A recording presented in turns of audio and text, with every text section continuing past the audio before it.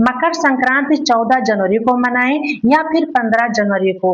किन किन चीजों का दान करें, कहाँ स्नान करें, कहाँ स्नान करने से हमें ज्यादा पुण्य की प्राप्ति होगी, स्नान करते समय हम पानी में क्या क्या चीजें डालें, क्या मासिक धर्म में हम बाल धो के नहा सकते हैं या फिर मासिक धर्म में हम क्या दान दे सकते हैं, यह सब जानेंगे हम इस वीडियो में।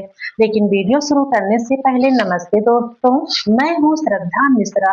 श्रद्धास बेस चैनल में आप सभी का स्वागत है। आप सभी लोग कैसे हैं यह बताने के लिए कमेंट बॉक्स में हर हर महादेव जरूर लिखिएगा। तो फिर आइए चलिए हम जानते हैं कि इस बार मकर संक्रांति कब मनाई जाएगी। तो इस बार बहुत ही ज्यादा मतभेद है। कुछ लोग कह रहे हैं 14 जनवरी को, कुछ लोग कह रहे हैं 15 जनवरी को। तो फिर 15 जनवरी को हम मनाएंगे तो गुरुवार पड़ रहा है, लेकिन अगर 14 जनवरी को मनाएंगे तो फिर एकादशी पड़ रही, जो कि छठ तिला एकादशी। इसमें हम चावल नहीं खाते हैं, चावल का दान नहीं करते हैं। तो फिर हम कब मनाएंगे? इस मतभेद को आज मैं इस वीडियो में दूर कर रही हूँ कि जो यह मकर संक्रांति है यह 14 जनवरी को रात में 9:48 से शुरू होगी मकर संक्रांति, क्योंकि इस समय सूर्य भगवान धनु राशि से मकर राशि में प्रवेश करेंगे। तो इस समय जो है मकर संक्रांति लगती है। तो हिंदू में हमें क्या होता है कि सुबह के समय ही हम व्रत को मानते हैं। तो इसी अनुसार हम 15 जनवरी को ही खिचड़ी मनाएंगे, क्योंकि यह होता है कि कुछ लोग मानते हैं या फिर कहते हैं कि गुरुवार के दिन खिचड़ी नहीं मनाई जाती, लेकिन वार से ज्यादा हमें त्योहार ज्यादा होता है कि त्योहार तो हमें एक बार होता है, वार तो हर हफ्ते में हो जाता है, गुरुवार हर हफ्ते में हमें मिलता है, लेकिन जो त्योहार है वो साल भर में एक दिन होता है। इसलिए हम इस दिन गुरुवार का ध्यान ना दे करके हम त्योहार मनाएं।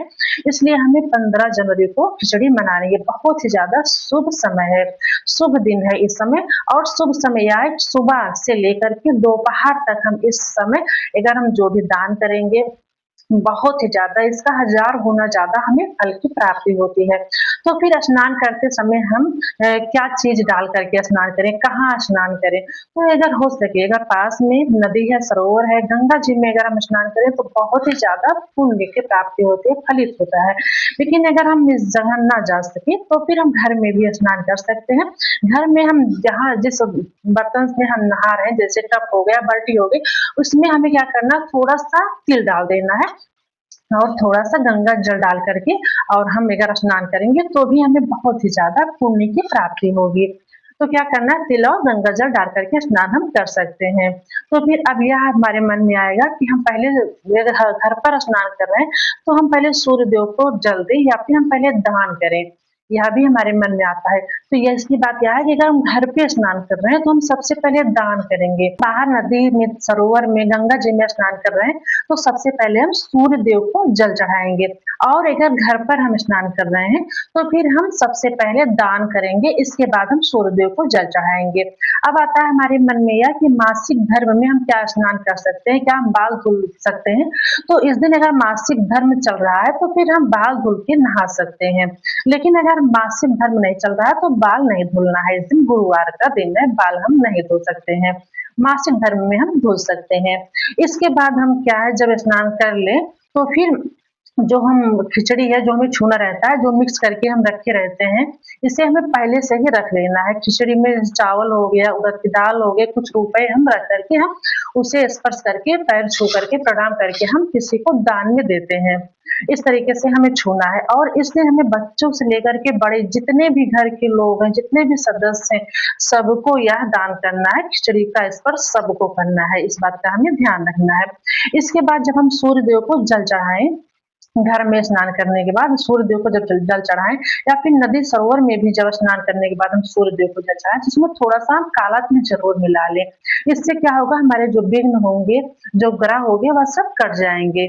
इसके बाद हम सूर्य देव को जल चढ़ाएं। इसके बाद हम जब पूजा मंदिर में आए, मंदिर में पूजा करने के लिए, तो फिर मंदिर में जो भी मूर्तियां हैं, जो भी फोटो है, उसे हम अच्छे से साफ कर लें। समय हो तो, अगर समय ना हो तो फिर गंगा जल छिड़क करके भी हम पूजा कर सकते हैं। लेकिन जब हम दीपक जलाएं, मंदिर में अपने दीपक जलाएं, तो फिर उस तेल में हम थोड़ा-सा तिल डाल दें।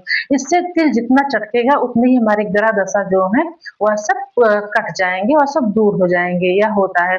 इसके बाद क्या करना है कि हमें दान इस दिन क्या करना है, दान सुबह से लेकर के दोपहर 12 बजे तक हम दान कर सकते हैं, बहुत ही ज़्यादा शुभ समय है। इस समय में दान करने से हज़ार गुना ज़्यादा फल की प्राप्ति होगी।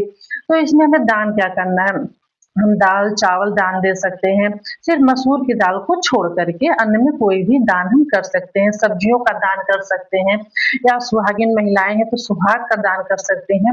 इस तरीके से भी कर सकती हैं, 14 जोड़े की तरह हम कर सकते हैं, जैसे 14 दर्जन चूड़ियाँ ले सकते हैं या 14 सिंदूर की डिब्बी का दान कर सकते हैं या पूरा मेकअप जो है श्रृंगार का सामान पूरा है, उसको भी हम दान कर सकते हैं 14 जोड़ी। इसके बाद 14 नारियल का गोला भी हम दान कर सकते हैं या जटा वाला नारियल है उसे भी हम दान कर सकते हैं। जो भी हमारे पास है, जो भी यथाशक्ति है उसका हम दान कर सकते हैं, बहुत ही ज़्यादा पुण्य की प्राप्ति होती है। इस दिन दान करने से और इस दिन हमें क्या नहीं करना है, भूल से भी हम इस दिन किसी का मन न दुखाएँ, किसी को भी अपशब्द ना बोलें और ऐसा तो हमें यह सब कार्य कभी भी नहीं करना चाहिए। किसी को भी गलत वर्ड हमें नहीं बोलना चाहिए, गलत शब्द हमें कभी भी किसी को नहीं बोलना चाहिए, किसी की चुगली नहीं करना चाहिए। यह सब चीज़ें हमें नहीं करना चाहिए। इस दिन हमें बहुत ही ज़्यादा इन सबसे बचना चाहिए। नहीं तो जितना ज़्यादा हमें पुण्य की प्राप्ति होती है जो दान देते हैं, वह भी होगा जितना हम किसी की बुराई करेंगे, निंदा करेंगे, कोई गलत काम करेंगे, वह भी हमें हज़ार गुना ज़्यादा फल लेकर के हमें हज़ार गुना उतना हमें मिलेगा। इसलिए हमें इन सब कार्यों से भी बचना चाहिए।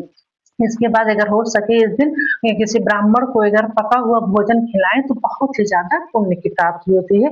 कोई ब्राह्मण मिल जाए या ब्राह्मणी मिल जाए, कोई भी तो हम करा सकते हैं। इस तरीके से यह वीडियो यहीं तक है। मकर संक्रांति के दिन इस दिन ज़रूर यह सब कार्य करें और तिल के लड्डू इस दिन बनाए जाते हैं। बहन-बेटियाँ हैं तो उनके घर पर भी हम दान दे सकते हैं। दान देना बहुत ही ज़्यादा पुण्य की प्राप्ति होती है। जिनकी शादी पहली बार हुई होती है, जिनकी बहन-बेटी होती है, उनके घर पर ज़रूर खिचड़ी भिजवाने का भी बहुत ही ज़्यादा फल होता है, बहुत ही ज़्यादा इसका पुण्य की प्राप्ति होती है। भांजे हैं तो इनको भी दान दें, भांजी हैं उनको भी दान दें, बहुत ही ज़्यादा पुण्य होता है। जिस हिसाब से जो भी हमारी यथाशक्ति है हम कर सकते हैं। इस तरीके से यह वीडियो यहीं तक है और अगर यह वीडियो आप सबको पसंद आया हो तो इस चैनल को ज़रूर सब्सक्राइब करिएगा। पास लगी बेल आइकन पर भी प्रेस करिएगा ताकि इसी तरीके की वीडियो आप तक सबसे पहले पहुँचे और एक लाइक करना ना भूलिएगा। कमेंट बॉक्स में हर हर महादेव या जय माता दी ज़रूर लिखिएगा। मिलती हूँ अगली वीडियो में, तब तक के लिए राधे राधे।